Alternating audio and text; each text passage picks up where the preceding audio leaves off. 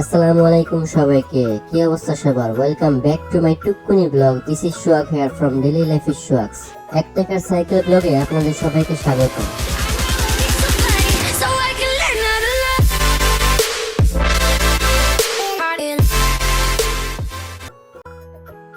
আস্তাগফিরুল্লাহ, এ কি হয়ে গেল? এই মেয়ে দাঁড়াও, তোমাকে একটু জ্ঞানমূলক কথাবার্তা বলি। রাস্তায় চলার সময় এরকম ফোন হাতে নিয়ে চলবে না। আরেকটু হলে তোমার সাথে আমার ধাক্কা লেগে যেত। এতে আমার হাত পা ভেঙে যাওয়ার সম্ভাবনা ছিল এবং তুমিও অজ্ঞান হয়ে পড়ে যেতে পারতা। আশা করি আমার উপদেশ তোমার কাজে লাগবে। এখন তুমি যেতে পারো, তোমাকে জ্ঞান দেওয়া শেষ। জ্ঞান দিয়ে নিজেকে একটু জ্ঞানী জ্ঞানী লাগছে, হি হি হি। ভার্সিটির বড় ভাই বলে কথা, মাঝে মাঝে একটু জ্ঞান বিতরণ করা দরকার, নাহলে পোলাপান সব নষ্ট হয়ে যাবে। যাই হোক, আমি যাবো ক্যাম্পাসের বেসমেন্টের দিকে, কারণ এখানে নাকি 1 টাকায় সাইকেল পাওয়া যায়। 4 বছর এখানে সংসার করেও জানতে পারলাম না এখানে 1 টাকায় সাইকেল পাওয়া যায়।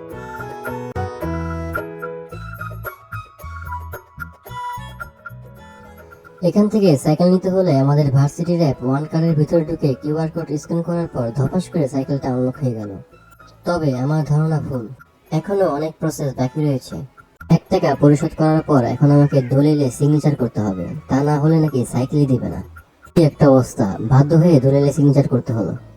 দলিলে সিগনেচার করার পর আমি দিলাম ভোদর, কারণ আমাকে সাইকেল নিতে হবে। যে দেখি একটাও ভালো সাইকেল অবশিষ্ট নেই, আমার বন্ধুরা সব নিয়ে চলে গেছে। অবশেষে অনেক খোঁজাখুঁজি করার পর একটা সাইকেল খুঁজে পেলাম। এই যে আমার বিবাহিত বন্ধু, সাইকেল পেয়ে সে খুব খুশি।